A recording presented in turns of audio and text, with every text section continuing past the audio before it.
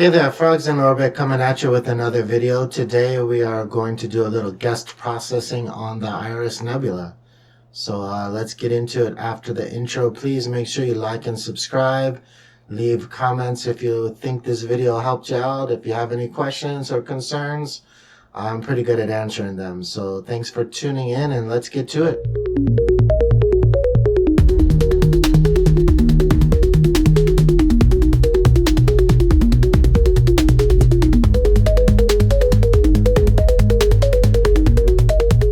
All right, Frogs in Orbit again. Here we go with the guest processing again on this Iris Nebula. I have not done anything with this. I'm looking at it for the first time. This is a Facebook user. I haven't checked yet if I can give his name. I'll put it in the comments if he wants credit for his data, but basically he asked for processing help and sent me a link to the download. I'll put in the comments too. I can't remember exactly how. I think this was something like 2300 10 and 20-second exposures. So I've had a lot of work processing the Iris Nebula. Honestly, I've processed my own Iris Nebula over and over and over again. And I have about 100 hours on it. So that's just collection of data. I have probably that many hours processing it. Maybe not that many, but the point is I've done a lot of processing of the Iris Nebula. So I'm just going to share some tips and tricks for this particular DSO. Let's get into it. So I'm just going to go through my regular workflow here. I think this was X2 drizzle. Originally the user did X3 drizzle, and I told him that I think it cuts out too much SNR when you do that. So I told him I'd rather work with 2x drizzle, and that's what he sent me. So this is 2x drizzle, and the first thing I want to do is make sure that we don't have too many issues with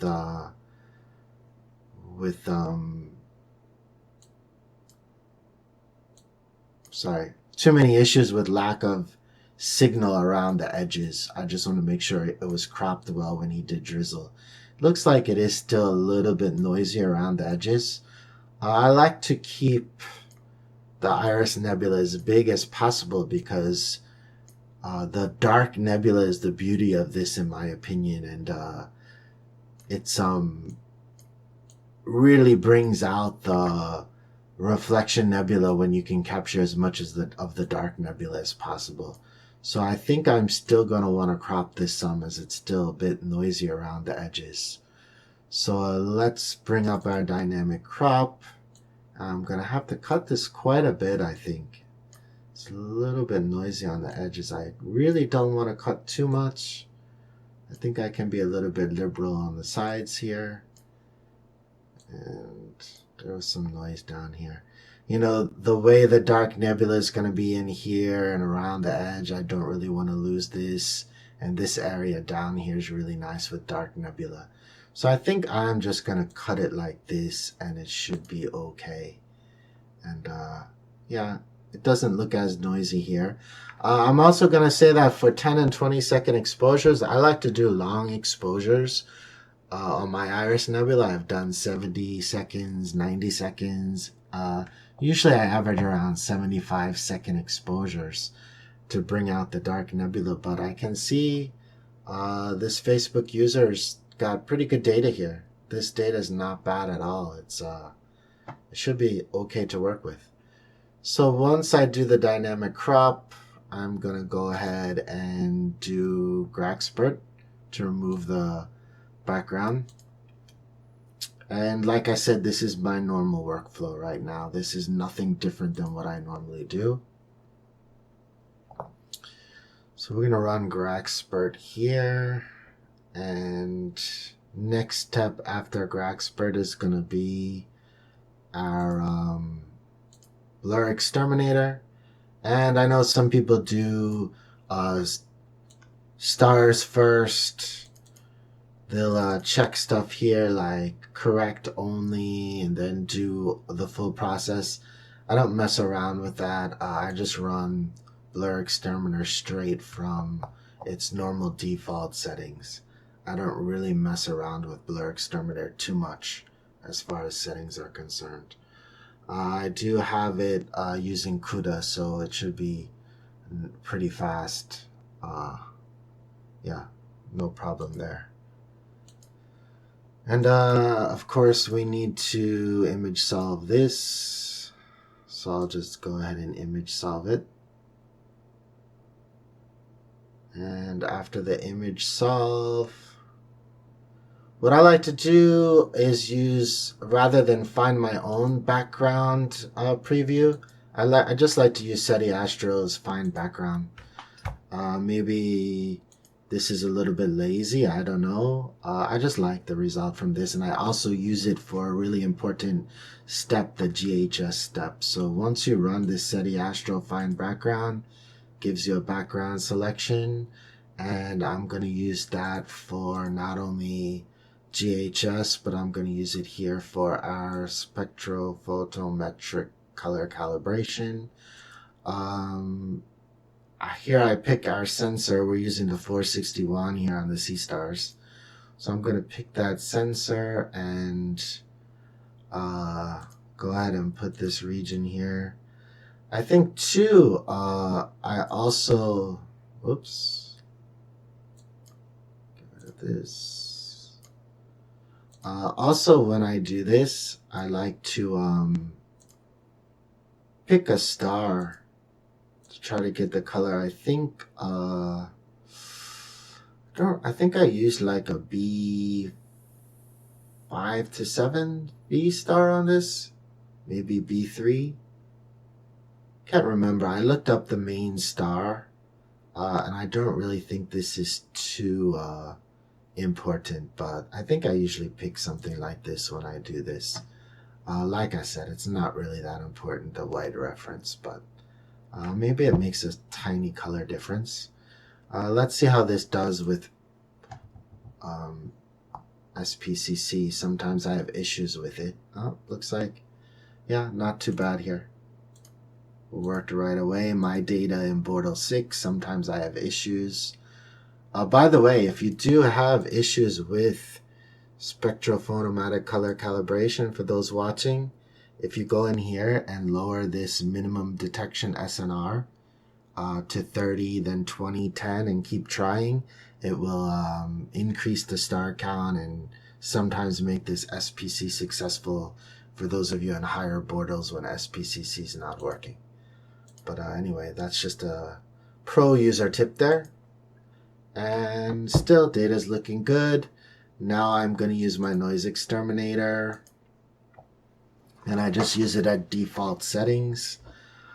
I don't really mess around too much with the RC Astro tools. They seem to work pretty well right off the bat.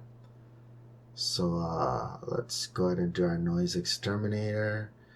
Data, actually, you know, I don't have this on the highest setting here, so his data is actually really good. Usually the better the data, though, it doesn't look very good when you don't have that 24-bit selected. So his data is looking really good, actually. I think he'll be happy with the result. I hope he'll be happy with the result. After noise exterminator, I'm going to do my star exterminator. We'll see how this handles the main star. The main star is really what causes problems with the overblown core of the reflection nebula. So we've got ways to minimize that I'll show you when we get to it. But so far so good. So this star, I like to use SETI star stretch on these. So I'm going to go to script, SETI Astro star stretch. And I really like the way SETI Astro handles the star stretch. I usually jack up the color boost some here. And let's just look and see. Yeah, these stars are looking pretty nice. Hit to preview. They're not bad. I think I'm just going to stick with these settings. Should be okay. Yeah, maybe I could have included a little bit more stars here. But I think this is okay for now. It'll at least be able to show us what our dark nebula looks like. And so I didn't mention in the beginning of this video, but I do use Pixinsight and Affinity Photo too. So I know some of you might say, well, I don't want to watch this if I can't, I'm not going to watch this if I can't do this all from Pixinsight because you're a Pixinsight user, but you can do most of it through Pixinsight with your workflow. I'm just going to show you. I just use Affinity Photo 2 for touching up and sharpening, especially sharpening in Affinity Photo 2 is really good. So that part, I still think you can watch this video if you're just a Pixinsight user. It's quite alright if you are solely a Pixinsight user. I think you can still get a lot from this video. So I'm just going to put Facebook user here, and I'll fill in that folder name later when I go back and get the fella's information. Call this stars, and I'm saving this as a TIFF for Affinity Photo 2. And I need to do 16-bit. I don't have to do 16-bit, but there's no benefit of doing 32-bit in Affinity Photo 2 with this camera sensor and size. So, all right, now we're going to get to the meat of the nebula here, the reflection nebula.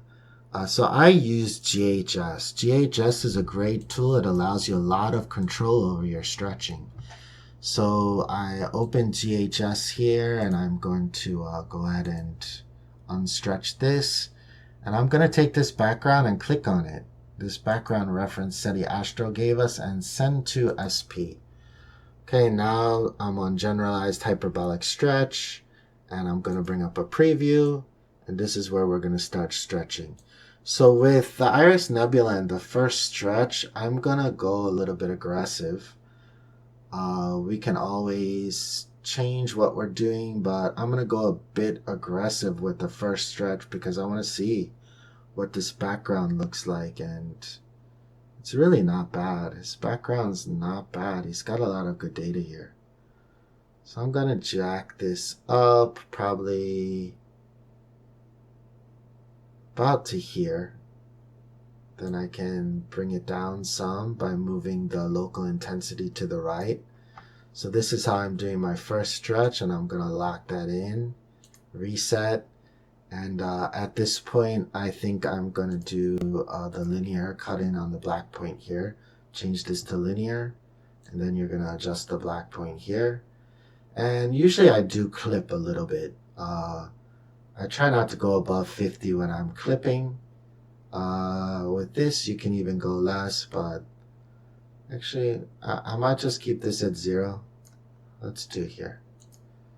So I'm going to do that. And then I'm going, also I'll be adjusting the black point in Affinity Photo 2 some more. But for now, let's just keep it at this. So now I'm going to go back and click on this area again and send to SP. And I'm going to do some more stretching. Now, this is the part where kind of already I've blown out the core some. So when wow, this is really good data. Makes me double think. I think again about 10 to 20 second exposures. They're really not that bad. So once I stretch this out, I'm going to pull in the protect highlights. And this is where I'm kind of going to try to protect that core. I'm going to drag it in and protect this core. Now you can see it's going to also minimize that background some more. But if I do this in an incremental fashion, I can kind of keep the core under control, and at the same time, I can bring out the dark nebula in the back. So I'm going to stretch again, and again, I'm going to protect these highlights, bring in the core some. I still think it's the reflection nebula, and it's a super bright star in the center there. So it's quite all right if this is a little bit bright. It's not supposed to be completely dull, like some people try to make it on the Iris Nebula. At one point I did it where you could only just see the star and no glow, and I don't think it looked accurate to me. But what do I know? I'm not in space. Anyway, these are just incremental stretches to keep the nebula under control. At some point, I'm not really changing it much at all. So since this is already here, I don't have to keep selecting this background. I can just keep inching it up just a little bit. I might do one more here. I think this actually is looking really nice. I'm gonna just keep it with this. Okay. So this is what I'm left with after GHS. I think it's really good data. We've got enough reflection going through here. It should look nice. And the dark nebula is definitely coming out and appearing. This is really decent data to work with. This must have been collected with good seeing and a decent Bordeaux, I think. All right. At this point now, I need to focus on the color. So it's stretched. And usually when I do the saturation for the... Oh, you know what? One other thing I might want to do. I'll save that step. Yeah, I'm going to go into here to the gradient mask generation, range selection, and put this on screening and do a preview. In here, I'm not going to worry about saturating the dark nebula. I can do that in Affinity Photo too, but I am going to saturate the reflection area. So I'm just moving this slider in to where I want to get kind of this reflection area. And I'm going to make it a little bit smooth here. I think that'll be good for a mask. So this creates a nice mask. I don't need this background anymore. I can delete it. I'm going to apply this mask and then minimize the mask and see through the mask here. And I'm going to bring up the curves and saturation with a preview. And we're just going to jack up the saturation on this until we're pretty happy with the coloring. I can already see maybe I got too much of the reflection area around here. So I might, yeah, I'm not really happy getting that. This is, we've got steps we can do to draw out this blue reflection area more, but I think I don't really want to mess with this extra nebula here, which I can fix in Affinity Photo too, but I'm trying to keep this as accurate as possible for those who are just Pixinsight users. I think I'm just going to stop there with the saturation. I mean, if I wanted to, I could also do a stretch here with just blue. I don't really like messing with these sliders too much. I think this will be okay though if I jack up the blue here some. Yeah, I think that's looking good. I could do it even more. Maybe a little bit more.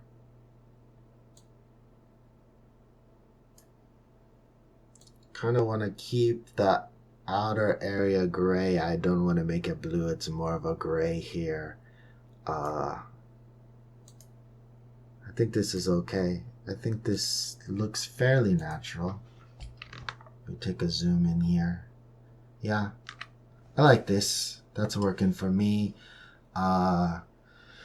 So, I mean, there's different ways you can tackle this data now if you're going to stick with Pixinsight. There's sharpening methods you can do. There's what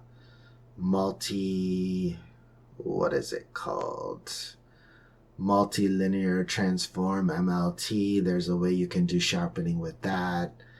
You can use blur exterminator tool to do more sharpening. Also, I think at this point, I'd like to do one more round of noise exterminator before I move into Affinity Photo 2. So let's bring up the noise exterminator, and I usually do this at like maybe 70%. Just another round of it. Maybe some noise was created during the saturation. So we'll get that done. Actually, there was one other step I've started doing with the Iris Nebula, depending on the data. And I like to use the toolbox. This is a script you can get from the Grexpert makers. It's a toolbox with a lot of options in here. I like to create an HDR image with these. It really brings out the center of the it really brings out the center of the nebula. Even if you move this up some to 30, 29, 30. It's just subtle difference here. You couldn't really see it. Maybe I'll bring up some luminance here. Some saturation. It's really subtle difference. But zooming out, you can see it looks a little bit better than it did. And the reason I like this tool is because it also makes the sharpening look nicer in Affinity Photo too. So let's go ahead and fire that up. Yeah, this color's a little off, but we're gonna fix that. The dark nebula, actually, the color's not too bad. I just don't like this area in here, this coloring. And we still don't know how blown out this core is going to be, because I promise you it's going to look a lot worse when we put that star back in there. But we'll see how it turns out. So once again, at this stage of the game, you can go into MLT and try to sharpen, use some more blur exterminator. Should I do one more round of noise exterminator? I actually might just do this at 100% because I'm going to be doing resharpening. It's going to affect our HDR composition. It's going to remove some of the sharpness that we got in HDR, but I'll be able to get that back in Affinity Photo 2, and you'd be able to get that back in MLT. See how that noise just disappears? Yeah. It does sometimes create this little artifacts, though, I noticed. The artifacts are created sometimes with that aggressive noise extermination.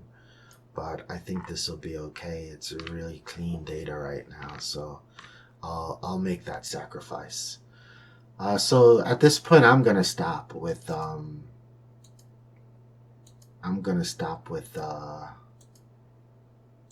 did I have that mask on the whole time? I don't think so. Yeah, it's okay. I'm going to stop in a Pixinsight now with this. And I'm going to save this as TIFF as well. This is Starless.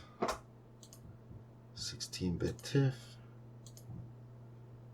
And now I'm going to go into Affinity Photo 2. I'm going to grab this. Save it here.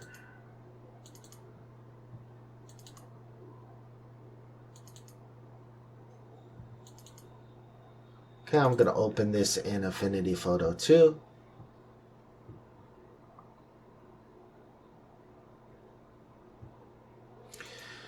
Now, everybody knows there's some artistic decisions you make when you're processing data. It's fine if you don't agree with some of the artistic decisions I make. It's no problem. But I think really the key takeaway from this video is how... Oh, did I hit install? I'm sorry. The key takeaway from this video is going to be the GHS. That tool alone will...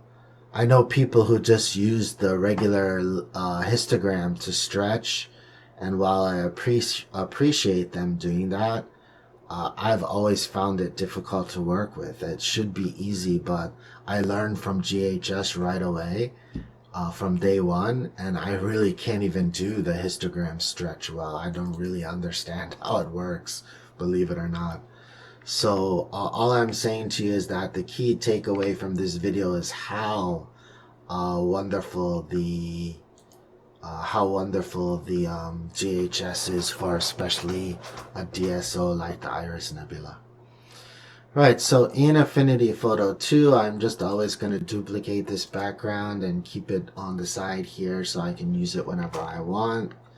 And this data is not too bad. Still some artifacts from the RC Astro tools and the aggressiveness and maybe HDR as well, but it's really good data. The first thing I'm going to do is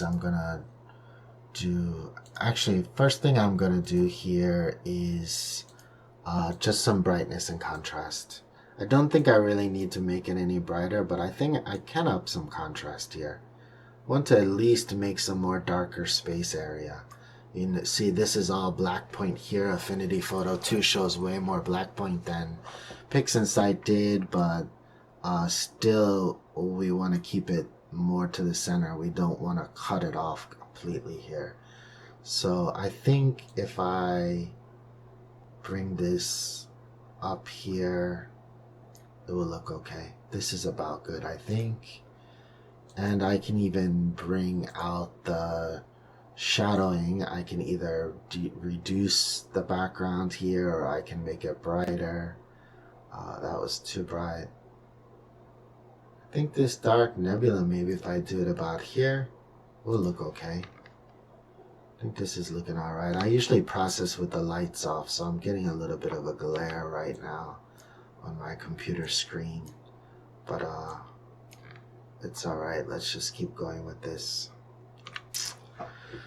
Alright, I've got that done, and I think what I'll do next is maybe put the saturation up some. Saturate it some more. This is saturating everything, including the dark nebula. I don't want to overdo it, but it's actually okay if I do. So I'm going to do that. And I think what you're seeing here is it's a little bit reddish. You can see the red curve here. So if I go into levels, I can back off of this red some. If I pick the red, I can adjust the gamma here to balance it out more, make it more level here. So it's not so overpowering. I don't want to do too much, but I think that's all right there. And I think also I'm gonna, usually I do this in Pixinsight, but I don't do it on every DSO, so sometimes I forget. I think we'll do some green removal. Then maybe I can go back into level adjustment here after doing that and adjust this gamma a little bit more.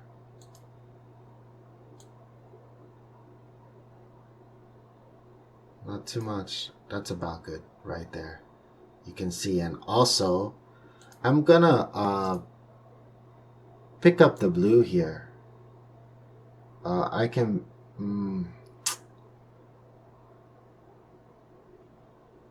yeah, if I put this blue out here, I think it'll have more of the reflection area coming through. Sometimes with the data, this is all blue in here, and you'll see more blue coming through here and here. But I think we've got these pretty much balanced out here. So these are all going to be my first steps with Affinity Photo 2. And I know if you don't use Affinity Photo 2, you can stop watching, but you might want to check out Affinity Photo 2. Is not that expensive, and it's excellent software. So at this point, I am going to go ahead and merge everything I have right now. And I'll group these and unselect so they're not taking up so much room. And now I'm going to do this trick frequency separation sharpening. I don't do it for every DSO, but I think in this case it could turn out okay. So I'm going to duplicate this pixel level, and then I'm going to add a saturation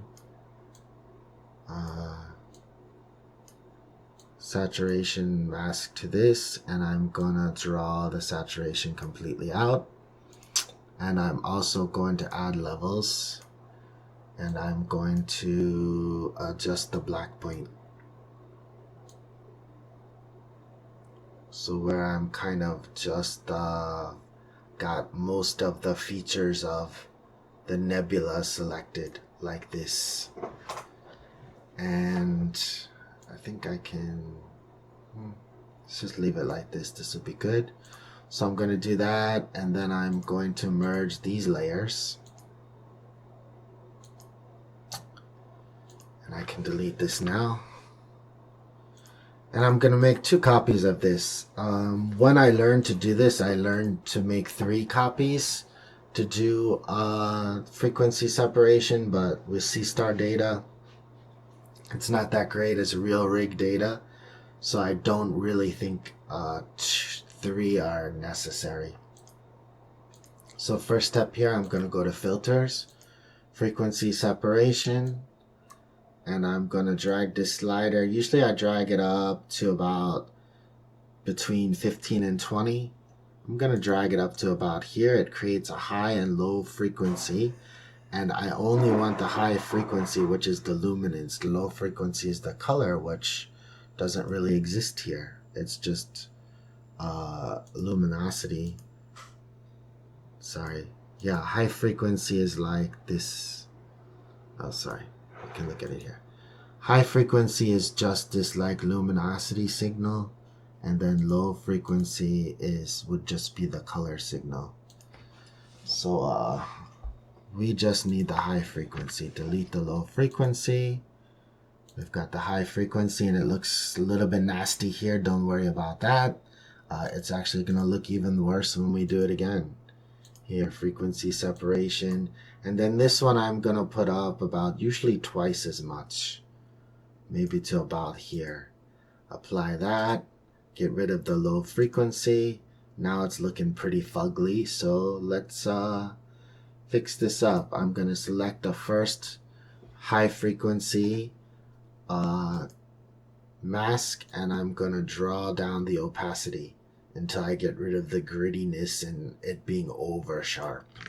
So if I zoom in on this, what we want to avoid is like grittiness here. When you move this up too far, starts looking gritty in here. This is not actually too bad, but I think I can be a little bit aggressive with this. Yeah, I can be quite aggressive with this version of it, I think. It's, and I think that's the beauty of HDR. I've noticed I can be more aggressive with my sharpening when I am able to do the HDR, create an HDR version.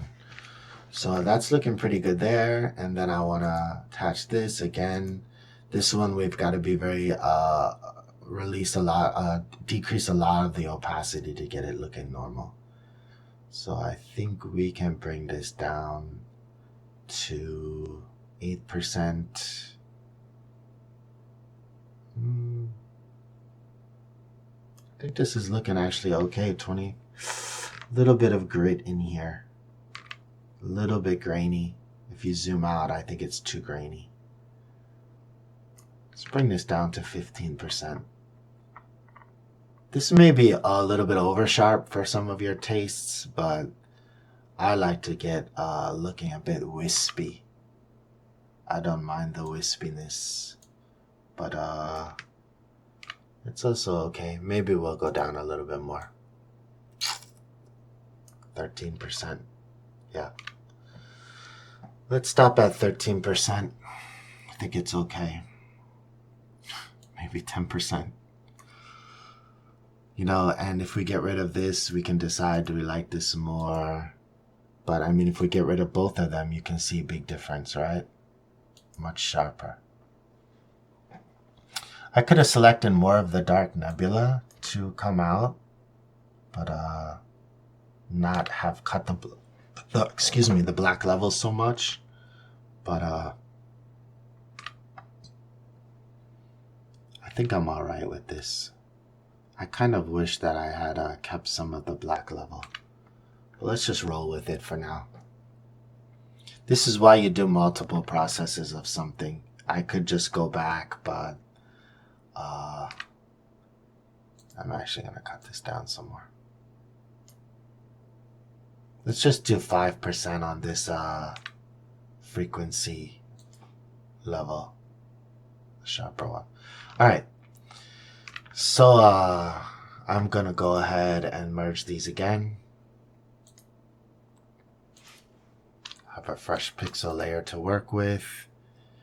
And group these, get rid of these. So next step is I just want to make sure that I've not darkened this too much. Do I need to brighten it? Let's see what it looks like brightened a little bit. Yeah, I think we can brighten this some and maybe only. I don't think we have to mess with the black level too much. It's looking nice. Shadows and highlights. Let's see. Do I want to make it a little bit darker? Yeah, I think I can bring this down some. Looks okay to me. This will look much different when I add the stars in, but I'm working with just the star list for now.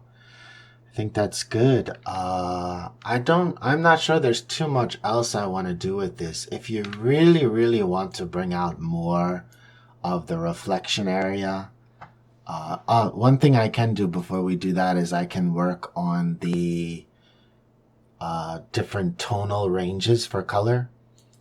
This affects the color of the shadows, which I think are actually okay. I'm liking this. They're a little bit brown like the Dark Nebula is, but not too much. Like you can adjust. This is more like adjusting the cool balance when you do the blue versus yellow, but I don't think I have to really mess with those, but I do want to check out the midtones and see if I can get the midtones less reddish. So I think this is affecting too much. So I'm going to go to the highlights. Yeah, this is a little bit more subtle of an adjustment. Just going to adjust here to make this a little bit more blue, less red in this area. And I think that's pretty good.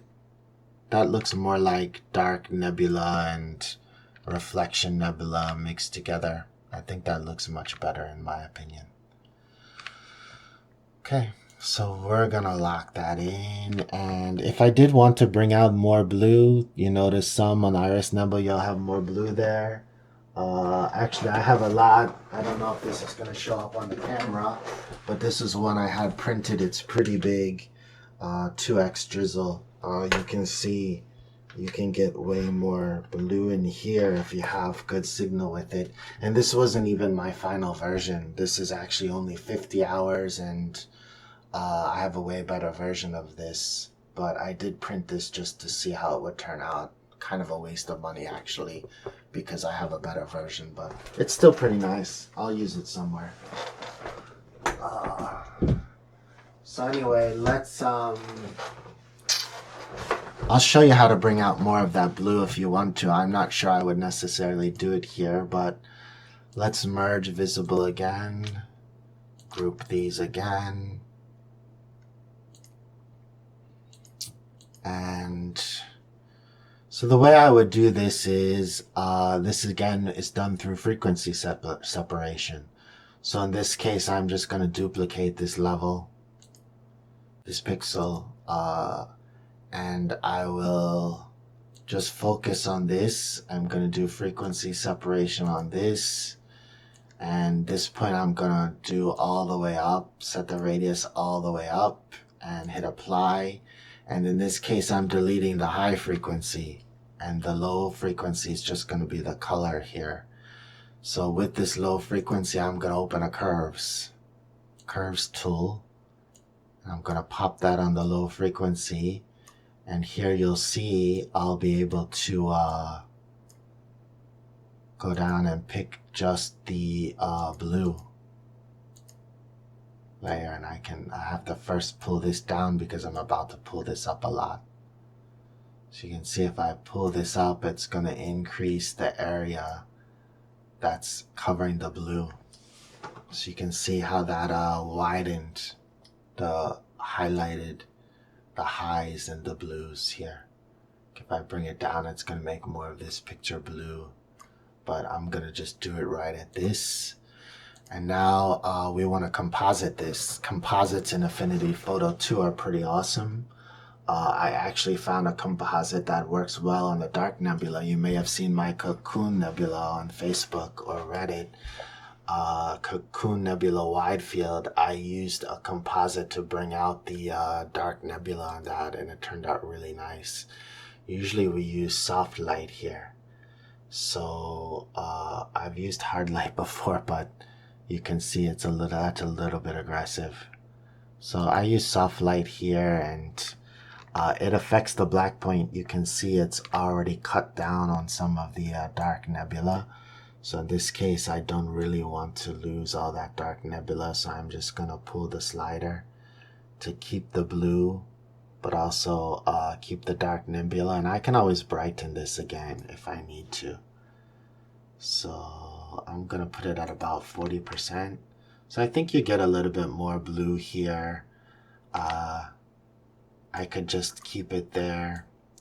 So I mean, if I show you, if I leave this here, like this, and then I bring back up the brightening tool and I brighten this back up, I mean, you can see it's already starting to affect the core here, really starting to bring out the core too much. So that's why I don't really want to do that. I'd rather just pull down on this slider and not maybe bring this to 35%. So we got a little bit more blue to work with there, but in this case, I wouldn't have actually used this at all. I mean, it's not really a huge difference. I actually don't like it. But I'm just showing you how you can use this tool if you want to use it for a DSO. But in this case, I'm going to delete it. I don't want to use it. So I'm pretty satisfied with this so far. So I want to add the stars because I want to see how bright this is going to make the core. This main star really affects the core. So copy, paste this in here, and add, composite set to add, and you can see really brightens up this core. Way overdone. So I mean, I've got a few choices here when I work with the Iris Nebula, and it basically just comes down to this bright star. So a lot of times I will just dim this star using either a luminosity mask, or in this case can just use the erase tool, but you have to really just only cover the star or it will be unnatural. So if I just use erase tool a little bit here, you can see I don't have the flow and the hardness set that hard, but you can see I've kind of deleted that star but kept the outer layer, the outer glow. You can see it really actually didn't help that much just with the center. This is the hardest part of the Iris Nebula, really, is this star area. I mean, I don't want to delete too much of this. You can see it makes it look a little bit unnatural. That's a little bit better, but it's not really natural looking. So this is the issue with Iris Nebula. There's other ways you can lighten the core, but I don't really like the way they turn out when you do that. This is not probably helping that much, actually. Just makes it look overly bright, and that doesn't look natural to me. So if I just go back, I probably could have done a little bit better job.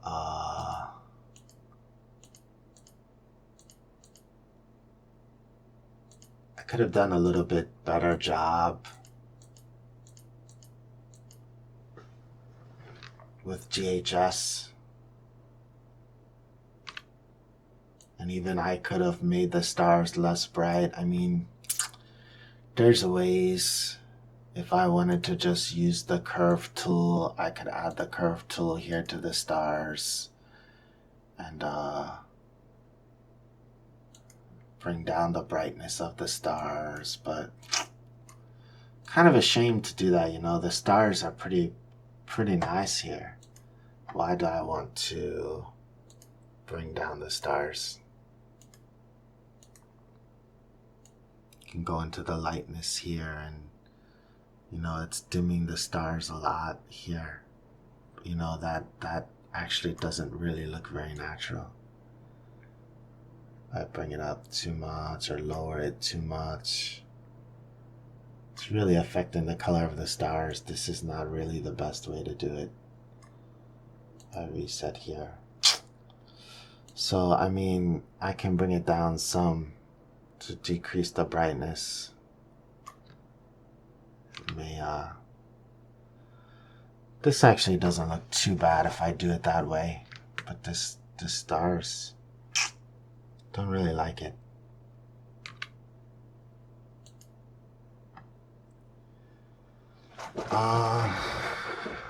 I think I would probably redo this with the JHS tool, and I would work on this some more. This overly bright core. Sometimes you can do a weak stretch, and then you can composite to decrease this core some. That's another option, but a lot of it's just got to do with this bright star. If I do a luminosity mask,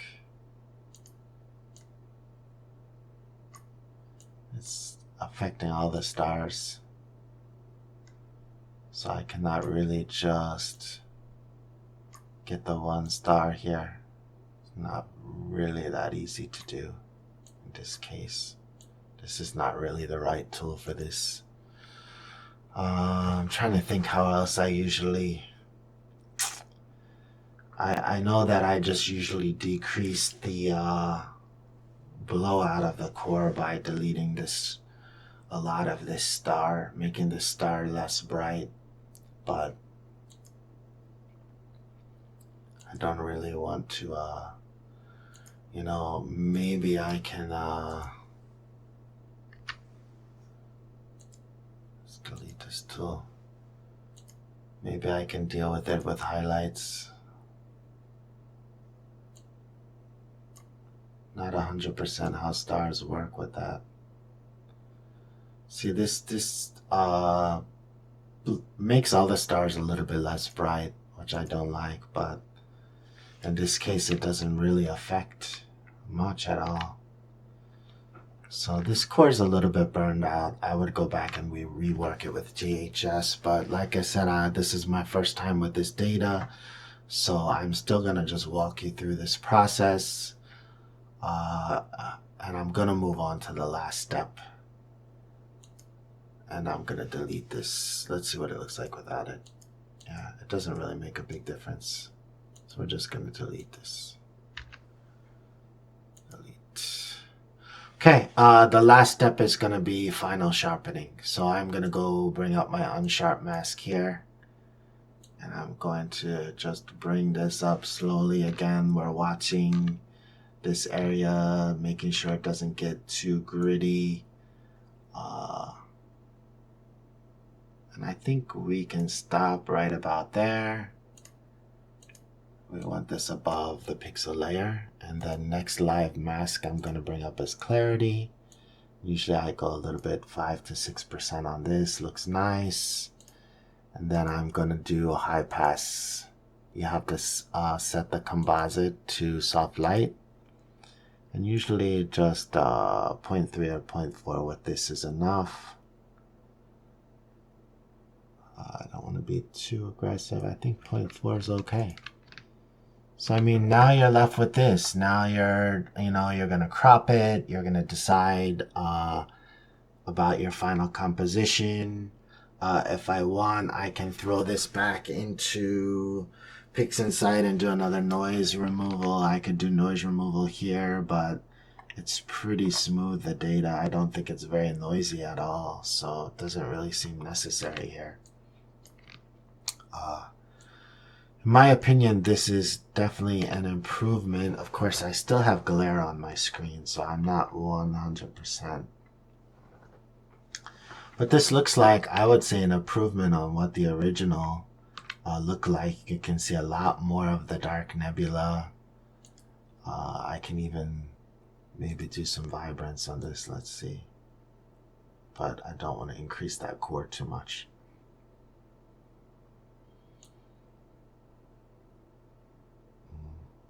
I don't like this reddish brown I'm starting to get. Let's not do vibrance here. And I don't want to do brightness, but I can just increase the shadows some more. I think that black point is still okay if I increase the shadows here. I mean, I have a tendency to make my pictures a little bit dark, but you don't want to lose the dark nebula, and it's still pretty dark. Space is not completely black, but it's still pretty dark here, so I think I will just do that. And at this point, I think I'd be pretty happy with this if it was my Iris Nebula other than the core, which I would go back and work on some more. So I think I'm just going to stop here. Just so you know, if you're doing Affinity Photo 2, you can save this as an Affinity Photo file that you're working on for later use. And I would just save this as a J7023 guest, Facebook guest process, and save this. And then now I can export this, and we'll see how big the file is as a PNG. 29.27. I think this will stay in Facebook's cutoff range. So I'm going to export this to just my pictures here, astrophotography. Save it here, and I will also export as a JPEG, which will bring down the size a lot more in case I need it. So here's the JPEG version. Alright guys, thank you so much for tuning in. This is the first time I've done a live process like this, so hopefully I didn't bore you too much. I tried to make this video short. I hope it wasn't too bad. Like and subscribe if I helped you out, and stay tuned to more videos, and check out the other videos on my page, my YouTube channel. Frogs in Orbit again. I wish you clear skies. I'm not getting any. Cloudy every day. Just this last thing I want to add today. Sunny all day. Clouds as soon as the sun goes down. Really, it's brutal. What can you do? Cheers, everyone. Good luck with your imaging.